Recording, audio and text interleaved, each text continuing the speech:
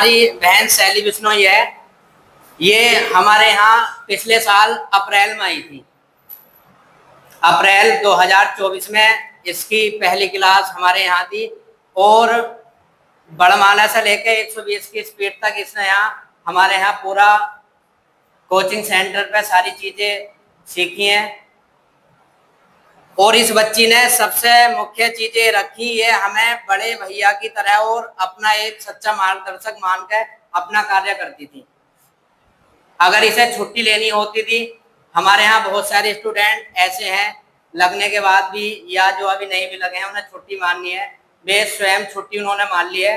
हमें पता भी नहीं होता था कि आज मैं अपने यहाँ 30 स्टूडेंट पढ़ाने वाला हूँ, 20, 10, 15। मेरा छोटा सा एक इंस्टीट्यूट है, मैं ज्यादा बड़े प्लेटफॉर्म पर अभी नहीं हूँ, मगर शिक्षा जो मैं देता हूँ पूरे दिल और लगन से प्रत्येक स्टूडेंट को सच्चे भाव से देता हूँ।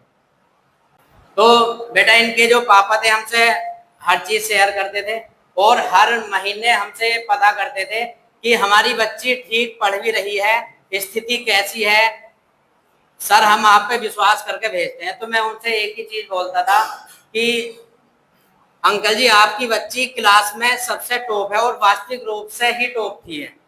मैंने इससे कभी बताया नहीं, मगर मुझे स्थिति का पता होता था। ये जो मेरे उस समय बैच में बच्चे आए थे, ये आई थी, ये 2 बच्चे इन्हीं के साथ थे, अहमद था। बेटा आपके खड़े होइए, इधर ये अब है राठी। ये जो हमारे स्टूडेंट हैं उस दौर के हैं जिस दौर में इस हमारी बच्ची ने हमारे यहाँ एडमिशन लिया था। उसके बाद स्टूडेंट जुड़ते गए।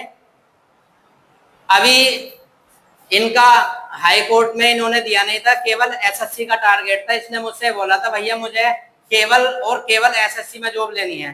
तो मैं इसकी इस बात से बड़ा खुश हुआ था उस समय कि हमारी इस बच्ची ने केवल एक अपना टारगेट रखा है, वो भी एसएससी स्टेनो बनने का। मतलब स्टेनो तो बनना है, केवल एसएससी में ही बनना है।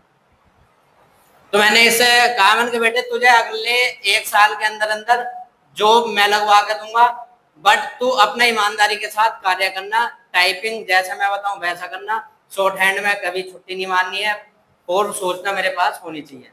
तो मुझे अंदर से एक मोटिवेशन मिलता था, भले ये बच्चे 5 थे उस समय, कि ये मेरे 5 बच्चे ईमानदारी से पढ़ रहे हैं और 5 के 5 सेलेक्ट होंगे। और ऐसा हुआ भी, ये मेरे सभी बच्चे रिटर्न में फेल हुए हैं, केवल शॉर्ट हैंड में एक भी बच्चा फेल नहीं हुआ। और मैं लिख कर दे सकता हूँ, ये किसी भी शॉर्ट हैंड में बैठ जाए फेल होंगे भी नहीं। अब उसके बाद ये लगातार फिर भी कंटिन्यू आते रहे। मैंने इनसे बोला जब इनका एग्जाम हो गया, मार्च में इनका एग्जाम था, देने के बाद कि आप 3 से 4 दिन का आराम सब रेस्ट लो। तो रेस्ट लेने का जो मेरा तात्पर्य था कि बच्चे लगातार 100% तैयारी कर रहे थे। मैंने घर के लिए भी इतना मटेरियल प्रोवाइड कराता था कि बच्चे उस मेजरमेंट के हाथ भी कई बार थक जाते थे, इनकी नसें ही बाहर निकल जाती थी, कहते भैया हाथ आकर चुके। मगर कभी भी मेहनत बेकार नहीं जाती है। मैं बस इनसे एक ही रिक्वेस्ट मेरी होती थी, बेटा रिटन और टाइपिंग तुम संभालो, शॉर्ट हैंड में गिनने मैं नहीं दूंगा, और टाइपिंग में स्पीड बढ़ाने में किसी स्टूडेंट को इशू आएगा तो तुम्हारा भैया तुम्हारे साथ खड़ा है। और ऐसा नहीं है, तनुष्का नाम की लड़की है, हाई कोर्ट क्लर्क में लगी हुई है, उसका नंबर आया था, उसके 90 के समथिंग नंबर थे। आज वो भी यहाँ नहीं है, मैं आपका परिचय कराता। तो उसकी टाइपिंग की स्पीड बहुत खराब थी, तो उसने मुझसे चीज अपनी शेयर की, भैया मैं टाइपिंग कैसे बढ़ाऊं। हमने उससे भी चीजें बताई, उनके बेटा ऐसा कार्य करना है, ऐसा नहीं ऐसा करना है। तो इनके साथ डेली आती थी बेटा, वो डेली, वो शॉर्ट हैंड करने नहीं आती थी, उसे विश्वास था, वो अपना लैपटॉप लेके सेंटर आ जाती थी और अपनी केवल टाइपिंग करती थी और टाइपिंग करके अपने घर चली जाती थी। वो भी हाई कोर्ट क्लर्क में सेलेक्ट है लड़की। तो बच्चों देखो, किसी भी टीचर का जब चयन हम करते हैं, देखो केवल मेरा एक सेंटर ऐसा है, मैं पैसे के लिए सेंटर मैंने नहीं खोला है। आज मैं एक और बात बता दूं, जो भी गरीब बच्चे हैं जो फीस देकर नहीं पढ़ सकते हैं, उन बच्चों के लिए मैं हमेशा सदैव तत्पर रहूंगा। बेटा आप इन बच्चों को ये बताएंगे कि आपने जो है अपनी जो रिटर्न का पोर्शन था, शॉर्ट हैंड की हम बात बाद में करेंगे, आपने अपना रिटर्न पोर्शन कैसे तैयार किया? रिटर्न के लिए रीजनिंग तो मैंने पीयूष सर से पढ़ी थी और इंग्लिश मैंने जयदीप सर से की है, और जीएस तो बहुत वास्ट है, तो परमार सर से लास्ट टाइम पे वही कर रहा था जो थोड़ा बहुत कर रहा था। आपके जो है इंडिविजुअल जो नंबर थे इंग्लिश, रीजनिंग और जीएस के, क्या आप बता सकते हैं पर्टिकुलरली कितने कितने आए जीएस में मेरे सबसे कम थे, 17 पॉइंट समथिंग थे, जी? और मेरे रीजनिंग में 43 लगभग इतने थे, और इंग्लिश में मेरे 90 थे। तो देखिए, हमारी ये बहन आपको बता रही है कि इनके इंग्लिश में, मतलब इन्होंने इंग्लिश पे ऐसी कमांड बना रखी थी कि 100 में से 90% नंबर लाना। देखो बेटा, बहुत बड़ा अचीवमेंट होता है ये भी, कि 100 में से 90 नंबर इनके केवल इंग्लिश में थे।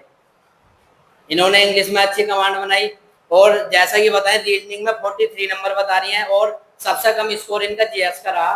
कोई बात नहीं, मगर अपनी तैयारी को एक ऐसा मोड़ दे दिया इन्होंने कि सिलेक्शन की ओर आगे बढ़ सके। आपने शॉर्ट हैंड में कैसा अपनी तैयारी, पहले दिन से जब आप यहाँ आई थी तो आपको कैसा लगा था यहाँ आने के बाद?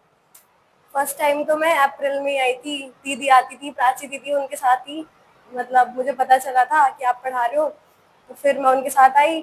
तो तब से तो रेगुलर था, मतलब रोज शॉर्ट हैंड होती थी, रोज आप बताते थे। पहले वर्णमाला सिखाई, उसके बाद जो खंड एक है वो करवाई, फिर जब मेरा एग्जाम हो गया रिटर्न, तो उसके बाद खंड 2 हुई, फिर बाकी मैगजीन्स वगैरह जो भी थी।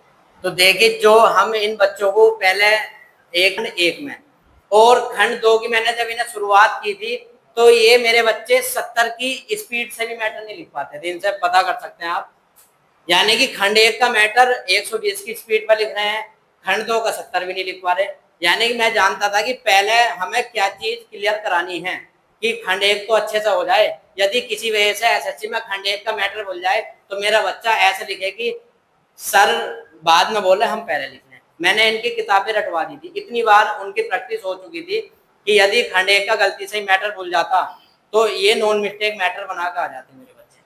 खंड 2 की तैयारी शुरू करा दी इन्हें। मैं खंड 2 से 100 की स्पीड तक लेकर जा चुका था, ये 70 से 100 पे पहुंच चुके थे, और उसे भी अपनी अंडर गलती 20 के अब में बनाने शुरू कर दिया था इन पांचों बच्चों ने।